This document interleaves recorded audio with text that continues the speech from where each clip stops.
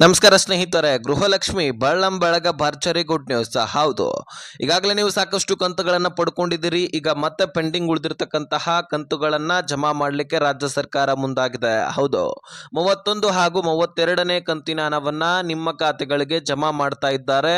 ಅದರಲ್ಲಿ ಮುಖ್ಯವಾಗಿ ಇವತ್ತು ಈ 13 ಜಿಲ್ಲೆಗಳಲ್ಲಿರ್ತಕ್ಕಂತಹ ಮಹಿಳಾ ಫಲಾನುಭವಿಗಳಿಗೆ ದುಡ್ಡನ್ನ ಜಮೆ ಮಾಡಲಾಗ್ತಾ ಇದೆ ಸ್ನೇಹಿತರೆ. ಸೊ ನೀವು ಕೂಡ ಈ 13 ಜಿಲ್ಲೆದವರಾಗಿದ್ರೆ ನಿಮ್ಮ ಖಾತೆಗಳಿಗೂ ಕೂಡ ದುಡ್ಡು ಜಮಾ ಆಗತ್ತೆ. ಸೊ ಹೀಗಾಗಿ ಈ 13 ಜಿಲ್ಲೆಗಳಂತೂ ನೀವು ತಿಳ್ಕೊಳ್ಬೇಕು. ಜೊತೆಗೆ 31ನೇ ಕಂತಿನ ಹಣ ಅಂದ್ರೆ ಯಾವ ತಿಂಗಳ ಹಣ, 32ನೇ ಕಂತಿನ ಹಣ ಅಂದ್ರೆ ಯಾವ ತಿಂಗಳ ಹಣ, ಈಗಾಗಲೇ ಬಂದಿರತಕ್ಕಂತಹ ಕಂತುಗಳೆಷ್ಟು ಮತ್ತೆ ಈಗ ಸದ್ಯದಲ್ಲಿ ಪೆಂಡಿಂಗ್ ಉಳಿದಿರ್ತಕ್ಕಂತಹ ಕಂತುಗಳೆಷ್ಟು, ಇದರೆಲ್ಲದರ ಬಗ್ಗೆ ಚರ್ಚೆ ಮಾಡೋಣ.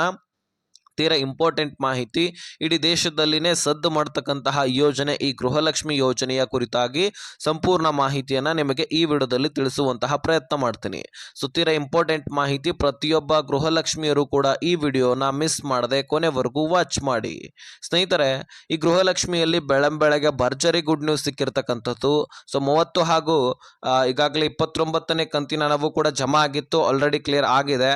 ಸೊ ನಿಮಗೆ ಒಂದು ವಿಷಯ ಜ್ಞಾಪಕ ಇರಲಿ, ನಾನು ಸಾಕಷ್ಟು ವಿಡಿಯೋದಲ್ಲಿ ನಿಮ್ಮ ಜೊತೆಗೆ ಚರ್ಚೆ ಮಾಡಿದ್ದೀನಿ. 2025 ಫೆಬ್ರವರಿ ಮಾರ್ಚ್ ತಿಂಗಳ ಹಣವನ್ನ ಪ್ರಾರಂಭದಲ್ಲಿ ಕೊಟ್ಟಿರಲಿಲ್ಲ. ಸೊ ನಿಮಗೆ ಅಕ್ಕಿಯನ್ನ ಕೊಡ್ಲಿಕ್ಕೆ ಪ್ರಾರಂಭಿಸಿದ್ದು ನೋಡಿ, ದುಡ್ಡಿನ ಬದಲಾಗಿ. ಅದೇ ಸಂದರ್ಭದಲ್ಲಿ ನಿಮ್ಮೆಲ್ಲರ ಗಮನ ಅನ್ನಭಾಗ್ಯ ಯೋಜನೆ ಕಡೆ ಇದ್ದಾಗ ಅಕ್ಕಿಯ ಒಂದು ಬದಲಿಗೆ ದುಡ್ಡಿನ ಬದಲಿಗೆ ಅಕ್ಕಿ ಕೊಡುವಂತಹ ಒಂದು ಸಂದರ್ಭದಲ್ಲಿ ನಿಮಗೆ 2 ತಿಂಗಳ ಹಣವನ್ನ ಗೃಹಲಕ್ಷ್ಮಿ ದುಡ್ಡನ್ನ ಜಮಾ ಮಾಡಲಿಲ್ಲ ಸರ್ಕಾರ. ಜನವರಿ ದುಡ್ಡಾದ ಬಳಿಕ ಡೈರೆಕ್ಟ್ ಆಗಿ ಫೆಬ್ರವರಿ ಮಾರ್ಚ್ ಕೊಡ್ಲಿಲ್ಲ, ಏಪ್ರಿಲ್ ತಿಂಗಳ ಹಣವನ್ನ ಕೊಡುತ್ತೆ. ಎಲ್ಲ ಮಾಹಿತಿ ಬಿಜೆಪಿ ನಾಯಕರ ಹತ್ರ ಇತ್ತು. ಅದಕ್ಕಾಗಿ ಅದರ ಬಗ್ಗೆ ಚಳಿಗಾಲದ ಅಧಿವೇಶನದಲ್ಲಿ ಚರ್ಚೆ ಮಾಡಿ ಆ 2 ತಿಂಗಳ ಹಣವನ್ನ ಕೊಡುವಂತೆ ಒತ್ತಾಯ ಕೂಡ ಹೇರಿದ್ರು. ಇದರ ಬಗ್ಗೆ ನಾನು ಸಾಕಷ್ಟು ವಿಡಿಯೋದಲ್ಲಿ ಹೇಳಿದ್ದೀನಿ, ಹಾಗಾಗಿ ಇದನ್ನ ಶಾರ್ಟ್ ಆಗಿ ನಿಮಗೆ ತಿಳಿಸಿದ್ದೀನಿ. ಆ 2 ತಿಂಗಳ ಹಣ ಪೆಂಡಿಂಗ್ ಉಳಿದಿದೆ. ಜೊತೆಗೆ ಈ ವರ್ಷದಲ್ಲಿ 30ನೇ ಕಂತಿನ ಹಣದವರೆಗೂ ಕೂಡ ಕ್ಲಿಯರ್ ಆಗಿದೆ ಅಲ್ವಾ. ಹಾಗಾದ್ರೆ ಈ ವರ್ಷದಲ್ಲಿ ಯಾವ ತಿಂಗಳ ಹಣ ಬಂದಿದೆ ಅಂದ್ರೆ 28 ಜನವರಿ ತಿಂಗಳ ಹಣ. ಇದನ್ನ ಜ್ಞಾಪಕ ಇಟ್ಕೊಂಡ್ರೆ ನಿಮಗೆ ಆಟೋಮೆಟಿಕ್ ಆಗಿ ಗೊತ್ತಾಗತ್ತೆ. 29 ಫೆಬ್ರವರಿ ತಿಂಗಳ ಹಣ, ಮಾರ್ಚ್ 30ನೇ ಕಂತಿನ ಹಣ ಅಂತ ಗೊತ್ತಾಗ್ಬಿಡತ್ತೆ. ಸೊ ಹೀಗಾಗಿ ಮಾರ್ಚ್ 30ನೇ ಕಂತಿನ ಹಣದವರೆಗೂ ಕೂಡ ಈಗ ದುಡ್ಡು ಕ್ಲಿಯರ್ ಆಗಿದೆ. ಅದರಲ್ಲಿ ಹೋದ ವರ್ಷದಲ್ಲಿ 2 ತಿಂಗಳ ಹಣ ಪೆಂಡಿಂಗ್ ಉಳಿದಿತ್ತು, ಅವುಗಳನ್ನ ಈಗ ಕ್ಲಿಯರ್ ಮಾಡಲಿಕ್ಕೆ ಮುಂದಾಗಿದೆ. ಜೊತೆಗೆ ಈಗ ಸದ್ಯಕ್ಕೆ ಬರ್ತಾ ಇರುವಂತಹ ಕಂತುಗಳು 31 ಏಪ್ರಿಲ್ ತಿಂಗಳ ಹಣ ಬರ್ತಾ ಇದೆ, ಜೊತೆಗೆ 32 ಮೇ ತಿಂಗಳ ಹಣ. ಈ 2 ತಿಂಗಳ ಹಣವನ್ನ ಕೊಡ್ಲೇಬೇಕಲ್ವಾ, ಯಾಕಂದ್ರೆ ಜೂನ್ ಆಲ್ರೆಡಿ ಪ್ರಾರಂಭ ಆಗಿ ಬಹಳಷ್ಟು ದಿನನೇ ಆಯ್ತು. ಸೊ ಹೀಗಾಗಿ ಈ 2 ತಿಂಗಳ ಹಣವನ್ನ ಆದಷ್ಟು ಬೇಗ ಕ್ಲಿಯರ್ ಮಾಡಬೇಕು. ಟೋಟಲಿ ಪೆಂಡಿಂಗ್ ಉಳಿದಿರ್ತಕ್ಕಂತಹ ಕಂತುಗಳು 4,08,000 ದುಡ್ಡು. ಅದರಲ್ಲಿ 4,000 ರೂಪಾಯಿ ಹಣವನ್ನ ನಿಮ್ಮ ಖಾತೆಗಳಿಗೆ ಈಗ ಜಮಾ ಮಾಡಲಿಕ್ಕೆ ಮುಂದಾಗಿದೆ. ಕೇವಲ 15ರಿಂದ 20 ದಿನಗಳಲ್ಲಿ ನಾವು 2 ಕಂತುಗಳನ್ನ ಕ್ಲಿಯರ್ ಮಾಡ್ತೀವಿ ಅಂತ ಸಚಿವೆ ಲಕ್ಷ್ಮಿ ಹೆಬ್ಬಾಳ್ಕರ್ ಅವರು ಅಪ್ಡೇಟ್ ಅನ್ನ ಕೊಟ್ಟಿದ್ದಾರೆ. ಸೊ ಹೀಗಾಗಿ ಮಹಿಳಾ ಮತ್ತು ಮಕ್ಕಳ ಕಲ್ಯಾಣ ಇಲಾಖೆಯ ಸಚಿವೆ ಆದಂತಹ ಲಕ್ಷ್ಮಿ ಹೆಬ್ಬಾಳ್ಕರ್ ಅವರು ಸುಮಾರು ಮೊದಲನೇ ಹಂತದಲ್ಲಿ ಈ 13 ಜಿಲ್ಲೆಗಳಲ್ಲಿರ್ತಕ್ಕಂತಹ ಗೃಹಲಕ್ಷ್ಮಿಯರ ಅಕೌಂಟ್ಗಳಿಗೆ ದುಡ್ಡು ಜಮಾ ಆಗ್ತಾ ಇದೆ ಅಂತ ಅಪ್ಡೇಟ್ ಕೊಟ್ಟಿದ್ರು.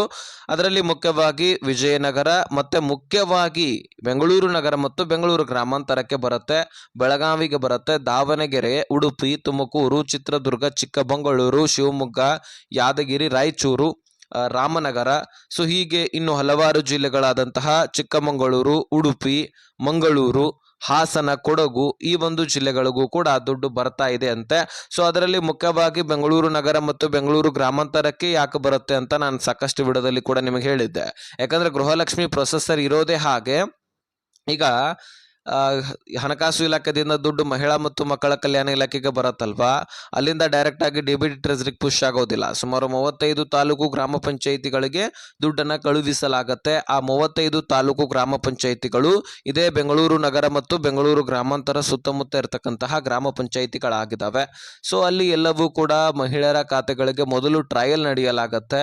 ಸೊ ಅಲ್ಲಿ ಟ್ರಯಲ್ ನಡೆದ ತಕ್ಷಣ ಏನೇನ ಪ್ರಾಬ್ಲಮ್ ಇದೆ ಅದೂ ಕೂಡ ಸರಿಪಡಿಸ್ಕೊಂಡು ಮತ್ತೆ ರಿಟರ್ನ್ ಮಹಿಳಾ ಮತ್ತು ಮಕ್ಕಳ ಕಲ್ಯಾಣ ಇಲಾಖೆಗೆ ಕಳುಹಿಸಲಾಗತ್ತೆ. ಅಲ್ಲಿಂದ ಡಿಬಿಟಿ ಟ್ರೆಜರಿಗೆ ಪುಷ್ ಆಗಿ ಬ್ಯಾಂಕ್ಗಳು ಅಪ್ಡೇಟ್ ಮಾಡಿಕೊಂಡು ಮತ್ತೆ ನಿಮ್ಮೆಲ್ಲರ ಖಾತೆಗಳಿಗೆ ಆವಾಗ ಜಮಾ ಪ್ರಾರಂಭವಾಗತ್ತೆ. ಆ ಸಂದರ್ಭದಲ್ಲಿ 35 ತಾಲೂಕು ಗ್ರಾಮ ಪಂಚಾಯಿತಿಗಳಿಗೆ ಹೋದಂತಹ ಒಂದು ದುಡ್ಡು, ಹಾಗಾಗಿ ಮೊದಲು ಅಲ್ಲಿ ಟ್ರಯಲ್ ನಡೆಸಲಾಗತ್ತೆ. ಯಾವುದೇ ತಾಂತ್ರಿಕ ದೋಷ ಇರತ್ತಾ ಅಥವಾ ಇನ್ಯಾವುದೋ ದೋಷ ಇರತ್ತಾ ಅಂತ ನೋಡಿಕೊಂಡು ಸರಿಯಾಗಿ ದುಡ್ಡನ್ನು ಜಮಾ ಮಾಡಲಾಗತ್ತೆ. ಏನಾದರೂ ತಾಂತ್ರಿಕ ದೋಷ ಆದರೆ ಅದನ್ನು ಸರಿಪಡಿಸಲಿಕ್ಕೆ ಈ ಗವರ್ನರ್ಸ್ ಅವರು ಕೂಡ ಇರ್ತಾರೆ. ಸೊ ಸದ್ಯಕ್ಕೆ ಯಾವುದೇ ರೀತಿ ತಾಂತ್ರಿಕ ದೋಷ ಇಲ್ಲ ಅನ್ನುವಂತಹ ಅನಿಸಿಕೆ ಕೂಡ ಇಲ್ಲಿ ತಿಳಿಸಿರ್ತಕ್ಕಂಥದ್ದು. ಹಾಗಾಗಿ ಗೃಹಲಕ್ಷ್ಮಿ ದುಡ್ಡು ನಿಮಗೆ ಬೆಳ್ಳಂಬೆಳಗ್ಗೆನೆ ದುಡ್ಡು ಜಮಾ ಆಗಲಿಕ್ಕೆ ಪ್ರಾರಂಭವಾಗ್ತಾ ಇದೆ.